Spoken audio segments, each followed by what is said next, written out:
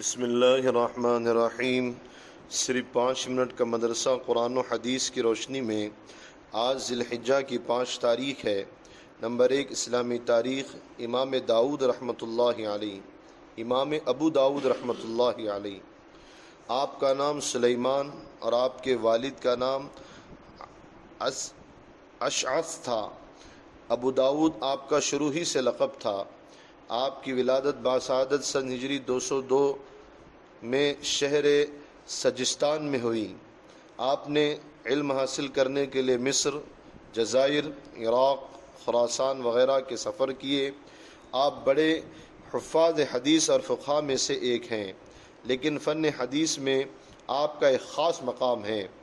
آپ کی شان میں یہ کہا جاتا ہے، آپ کے لیے حدیثیں اس طرح آسان اور سہل کر دی گئی تھیں جس طرح حضرت داؤد علیہ السلام کے لیے لوہے کو نرم کر دیا گیا تھا۔ اور بعض علماء فرماتے ہیں امام ابو داؤد رحمۃ اللہ علیہ دنیا میں حدیث کے لیے اور آخرت میں جنت کے لیے پیدا کیے گئے ہیں، اور ہم نے ان سے اچھا اور افضل کسی کو نہیں دیکھا۔ آپ نے بے شمار کتابیں لکھیں، جن میں بلند پایہ کتاب سنن ابی داؤد ہے جو 4800 حدیثوں پر مشتمل ہے۔ آپ خود فرماتے ہیں کہ میں نے آپ صلی اللہ علیہ وسلم کی 5 لاکھ حدیثوں میں سے 4800 حدیثیں ایک کتاب میں لکھی ہیں۔ آپ کی وفات بصرہ میں 16 شوال سن ہجری 375 کو ہوئی۔ نمبر 2 اللہ کی قدرت، بجلی کوندنا۔ بارش آنے سے پہلے آسمان پر تہبتے بادل جمع ہو جاتے ہیں، تہبتے بادل جمع ہونا شروع ہو جاتے ہیں، لیکن اللہ کی قدرت دیکھیے کہ ان بادلوں میں نہ کوئی مشین فٹ ہے، نہ ہی کسی قسم کی کوئی جنریٹر لگا ہوا ہے، مگر ان گھنے بادلوں میں اللہ کی بجلی ایسی چمک اور کڑک پیدا کر دیتا ہے کہ رات کی تاریکی میں بھی اجالا پھیل جاتا ہے، اور کبھی کبھی اتنی سخت گرجتی اور بجلی کونتی ہے کہ دلوں میں گھبراہٹ اور سارے ماحول میں خوف طاری ہو جاتا ہے۔ بے شک کہ اللہ تعالیٰ کی قدرت کی دلیل ہے۔ نمبر 3 ایک فرد کے بارے میں نیکیوں کا حکم دینا، برائیوں سے روکنا۔ رسول اللہ صلی اللہ علیہ وسلم نے فرمایا، قسم اس ذات پاک کی جس کے قبضے میں میری جان ہے، تم ضرور ضرور بھلائیوں کا حکم کرو اور برائیوں سے روکو، ورنہ قریب ہے کہ اللہ تعالیٰ گنہگاروں کے ساتھ تم پر اپنا عذاب بھیج دیں، اور اس وقت تم اللہ تعالیٰ سے دعا مانگو گے، دعا قبول نہ ہوگی۔ فائدہ، نیکیوں کا حکم دینا اور برائیوں سے روکنا امت کے ہر فرد پر اپنی حیثیت اور طاقت کے مطابق لازم اور ضروری ہے۔ نمبر 4 ایک سنت کے بارے میں عمامہ کا شملہ چھوڑنا۔ رسول اللہ صلی اللہ علیہ وسلم جب عمامہ باندھتے تو اس کا شملہ اپنے دونوں کندھوں کے درمیان چھوڑ دیتے۔ نمبر 5 ایک اہم عمل کی فضیلت، اچھے اخلاق والے کا مرتبہ۔ رسول اللہ صلی اللہ علیہ وسلم نے فرمایا، یقیناً مومن اپنے اچھے اخلاق کے ذریعے نفل نماز پڑھنے والے روزے دار شخص کے مرتبے کو حاصل کر لیتا ہے۔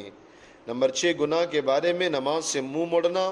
معراج کی رات رسول اللہ صلی اللہ علیہ وسلم کا گزر ایسے لوگوں پر ہوا جن کے سروں کو کچلا جا رہا تھا۔ جب سر کچل دیا جاتا تو پھر دوبارہ اپنی حالت پر لوٹ آتا، پھر کچل دیا جاتا۔ اس عذاب میں ذرہ برابر بھی کمی نہیں ہوتی تھی۔ حضور صلی اللہ علیہ وسلم نے حضرت جبرائیل سے پوچھا، یہ کون لوگ ہیں؟ حضرت جبرائیل نے جواب میں فرمایا، یہ وہ لوگ ہیں جن کے چہرے نماز کے وقت بھاری ہو جاتے تھے، یعنی نماز سے منہ چراتے تھے۔ نمبر 7 دنیا کے بارے میں دنیا سے بے رغبتی۔ رسول اللہ صلی اللہ علیہ وسلم نے فرمایا، جو شخص دنیا میں رغبت کرے گا اور اس میں لمبی لمبی امتیں باندھے گا، اللہ تعالیٰ اس کے دل کو دنیا میں رغبت کے حساب سے اندھا کر دیں گے، اور جو شخص دنیا سے بے رغبتی کرے گا اور اپنی امیدوں کو کم کرے گا، اللہ تعالیٰ اس کو بغیر سیکھے علم عطا کریں گے اور بغیر کسی کی رہنمائی کی ہدایت عطا فرمائیں گے۔ نمبر 8 آخرت کے بارے میں ایمان والوں کا ٹھکانہ۔ قرآن کریم میں اللہ تعالیٰ فرماتے ہیں، ان ایمان والوں کے لیے ہمیشہ رہنے والے باغ ہیں جن میں وہ داخل ہوں گے، ان کے ماں باپ، ان کی بیویاں، ان کی اولاد میں جو جنت کے لائق ہوں گے وہ بھی جنت میں داخل ہوں گے، اور ہر دروازے سے فرشتے ان کے پاس یہ کہتے ہوئے داخل ہوں گے کہ تمہارے دین پر مضبوط جمے رہنے کی بدولت تم پر سلامتی ہو، تمہارے لیے آخرت کا گھر کتنا عمدہ ہے۔ نمبر 9، طب نبوی سے علاج، گوشت کھانے کا طریقہ اور اس کا فائدہ۔ رسول اللہ صلی اللہ علیہ وسلم نے فرمایا، گوشت کو چھری سے کاٹ کاٹ کر نہ کھاؤ، اس لیے کہ یہ عجمیوں کا طریقہ ہے، اسے دانتوں سے نوچ کر کھاؤ، اس لیے کہ اس طرح گوشت کھانا لذت بخشنے والا اور جلد ہضم کرنے والا ہے۔ نمبر 10، قرآن کی نصیحت۔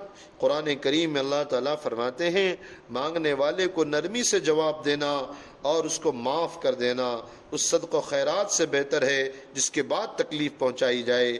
اللہ تعالیٰ بڑا بے نیاز اور غیرت مند ہے۔ اللہ تبارک و تعالیٰ ہم سب کو عمل کرنے کی توفیق عطا فرمائے، آمین۔ سبحان اللہ و بحمدہ، سبحانک اللہم بحمدک، ونشہد ان لا الہ الا انت، ونستغفرک ونتوب الیک۔ سبحان ربک رب العزة عما یصفون، وسلام علی المرسلین، والحمد للہ رب العالمین۔ بسم اللہ الرحمن